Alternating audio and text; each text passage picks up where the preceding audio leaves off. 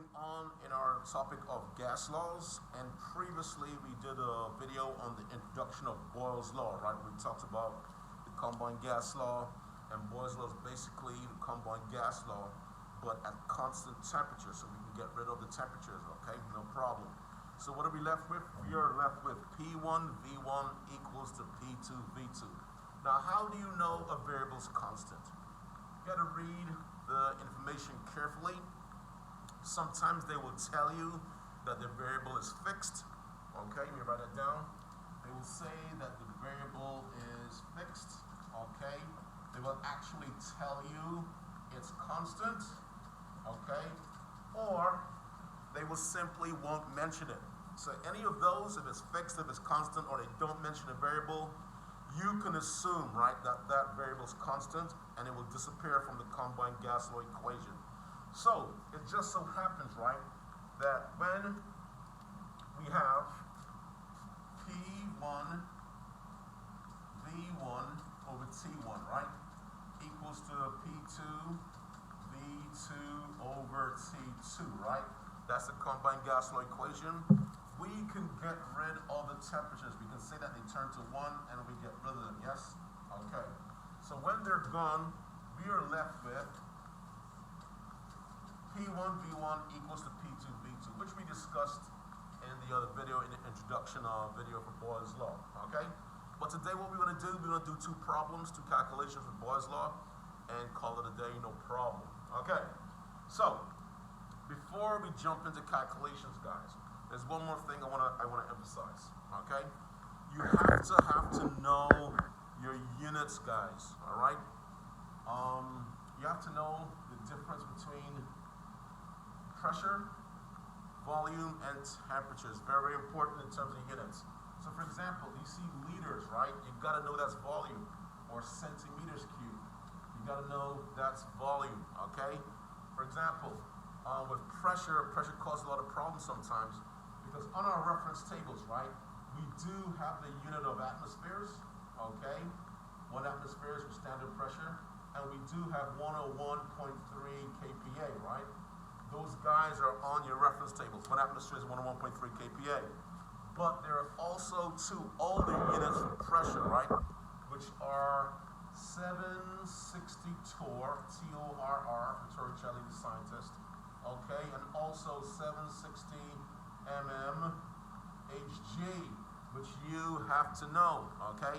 A lot of times the readings will use what's on the reference table, table A, but sometimes I've seen questions where they use the 760s, okay, or mmHg and torr, right? And you know, when you're panicking, those are just units of pressure too, okay? So know your units so you're able to label your variables properly. All right, so we have this problem here, right? A sample of nitrogen gas occupies 2.56 liters. Now I always tell my students, read the question slowly, okay? Because if you read it quickly, it gets jumbled up in your brains, it doesn't end well, okay? So we see 2.56 liters, we know that's volume, yes? Okay, now which volume is it? Okay, it's our starting volume, so we can put a little V1 to remind ourselves there that that's our initial or starting volume, V1, okay? We continue reading, at 1.00 atmospheres, okay? They didn't tell you it's pressure, they expect you to know that the unit of atmospheres is pressure, right? And since this is our starting pressure, we're gonna label it P1, okay? Now you can label these guys on the side somewhere, okay, as I normally do, or you can label it on the problem if you have space enough, no problem. But make sure you label your variables properly. So let's say your answer doesn't make sense.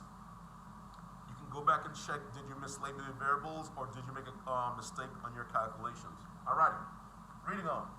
What will be the volume? Okay, so we're looking for volume. So this is V1, our initial volume. So the thing is, guys, we do not know V2. So V2 is our question mark, okay? We don't know the second volume or the final volume, okay? When the pressure is 3 atmospheres, okay? Alrighty, so the pressure now is P2, okay? So the P1 is 1 atmospheres, P2 is 3 atmospheres. Now guys, when you're doing Boyle's law, Charles' law, or Gay-Lussac's law calculations, right? Before you just jump in and do the calculations, you should make an educated estimate, right, of what should happen. Should my answer be higher or lower than the initial condition? So what do I mean? Let's say we have this condition of 2.56 liters, right? Okay? And we're doing a pressure volume consideration. In your minds, you should be saying, I know for Boyle's law, right? Pressure and volume have a proportional and inverse relationship, okay? So as one variable goes up, the other variable is going down. Okay, it's an inverse and proportional relationship. That's why the graph, okay, as we discussed before, it's like that hyperbola right there, right? So if you're starting with a pressure of 1 atmosphere, right? And you're tripling it essentially to go into 3 atmospheres, people. You have a balloon, right? And you're increasing the external pressure on it from 1 atmosphere to 3 atmospheres. What do you expect to happen to the size of the balloon if you're squashing it, right? No problem. You should be thinking in those terms. You should be thinking that your volume is going to decrease, right? In that way, yes, no problem. So if you make a mistake in your calculator and you get a huge number higher than the original condition and you were expecting a decrease, you know that doesn't make sense. But if you didn't analyze it, you'll just write the answer down and you'll move on, right? And we don't want to do that. Okay, so what do? We are looking for V2. So let me move over here so we have some. Alrighty? Okay, so you see the original formula is P1. V1 equals to P2 V2. Okay, that's your original formula right there. We are looking for V2, guys. We are trying to isolate this guy right here. And as we discussed in class, how do you isolate a variable? Very simple. You look to see what's next to it, okay, whatever's next to it, and you divide both sides by that guy right there, what's next to it. So, what's next to V2? P2, right?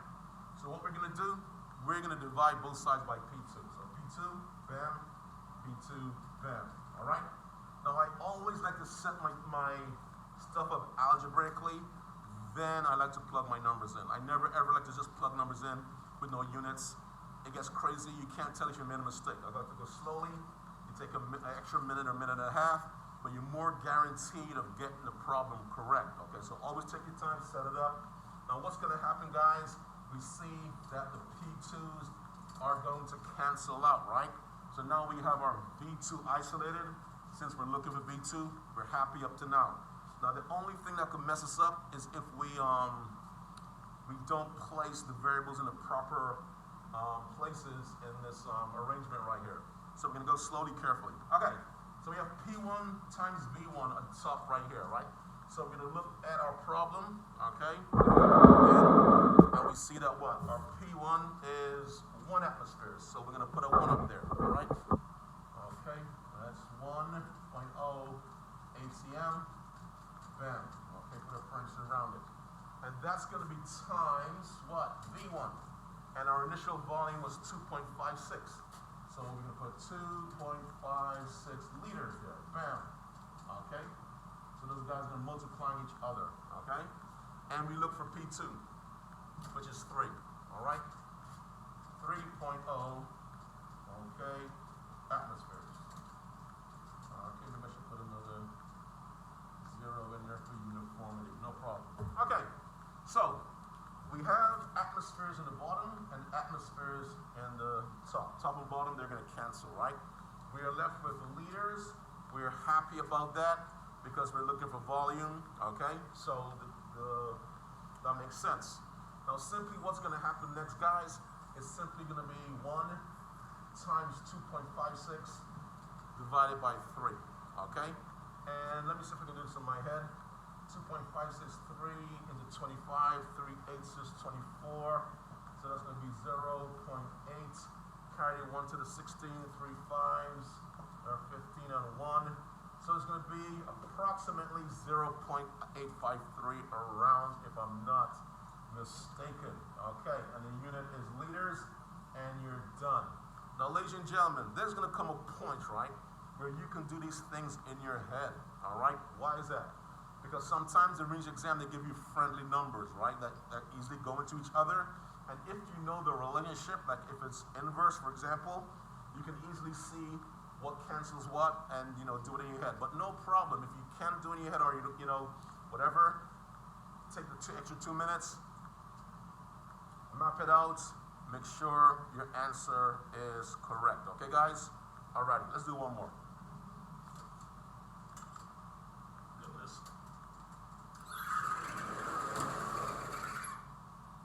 Okay. Alright. So we got a problem here. 800 mLs of gas, right, is collected at 710 mmHg. What will be the volume at STP? I've seen this problems like this make students cry, right? Why is that? Because they read the problem, right? And they know 800 mLs is our V1, right? And gas is collected at 710 mmHg. So they know that mmHg is pressure, and that's our P1, right? And then they read the rest of the question, they don't see any numbers, and they start crying and get upset, and so on, right? But simply, guys, what they can do is what? They can look on the reference table, yeah? Okay, now standard temperature and pressure just so happens, okay, to be in your reference table. It's 101.3 kPa, alrighty? But the thing we have to watch out for is this. We are using what here? We're using mmHg. And what did we say before? 760 mmHg, okay? 760 mmHg is our standard pressure. Now the reason why we're not concerned with temperature, right? This is a Boyle's law constant temperature problem because they're focusing on what? They're focusing on volume and pressure, right? They're really ignoring the temperature. So what we need to do is realize, right, we're going from what? 710 mmHg to 760 mmHg. Okay, so once again, what are we doing? We are increasing the pressure. But be careful while we're doing this problem. STP, folks, has hidden numbers in it. Okay, so remember that. STP has hidden numbers in it. You check your table A, okay, and you just remember your 760s, no problem, because 760s are not on the reference table. So let's do this problem really quick. This problem will be basically what we just did before, but I just want to emphasize, anytime they have STP, don't panic, look on table A. Very, very important. All right, so we know that what again? P1, V1 is equal to P2, V2 for Boyle's law, right? Alrighty, so what do we want to do? We, once again, are looking for what? We are looking for V2. We know V1, we know P1, okay? We know that V2 here is our unknown, and our P2 over here is our pressure 2. So once again, initial volume, okay? Initial pressure. Those guys are the ones, right? Standard pressure, that's our second pressure, it's our final pressure. Okay, or new pressure, alrighty? That's our P2 right there. It's hidden, okay? They didn't give you the number, they expect you to know that, alright? We don't know what V2 is. As before, what we said we're gonna do, we are going to isolate. So let's isolate, okay? Now guys, the way we isolate, right, is the same way for any other variable, so don't panic, okay? We're isolating V2, so what's next to V2 is a P2. You're going to divide both sides by that guy that's next to the variable we want to isolate. The P2s will cancel out. Okay, bam, they're gone. Alrighty. So now let's put our numbers in carefully. So this is P1, right? P1's here. Okay. So we're going to put 710 mmHg. Take a breath. We need V1, right? V1's there. That's 800. Oh goodness, 800 mLs, yes, bam, I'm good. All right, so 710 mmHg times 800 mLs, all right? Our P2 is in the bottom, which is 760 mmHg. Okay, we are increasing the pressure again. We expect our volume to decrease, all righty, as we're winding down. Okay, so let's wrap this up. What's going to happen to mmHg and mmHg top and bottom? They're going to cancel out, right? Bam, bam, Bam, bam. Okay, so this one right here, my math skills only go so far. I'm gonna use my calculator. Okay, no shame. Okay, alrighty, bam, 710, 710 times 800 equals that big number. Alright, divided by 760 equals, okay, 747.4 approximately. Alright, 747, is that right? Yep, 747.4, okay, mLs. And I'm going to ask myself, does that make sense? I increase the pressure on the balloon, I'm squashing it, I expect the volume to go down. Now, is this a reasonable number? Yes, it is. Why? Because the pressure went from 710 to 760, which in the real world is not a huge increase, so the volume didn't go down that much. Makes sense to me. I'm happy. All right, guys, as always, hard work plus sacrifice equals success. Label your variables properly. Make sure you know what your units mean. You're good to go. Take care.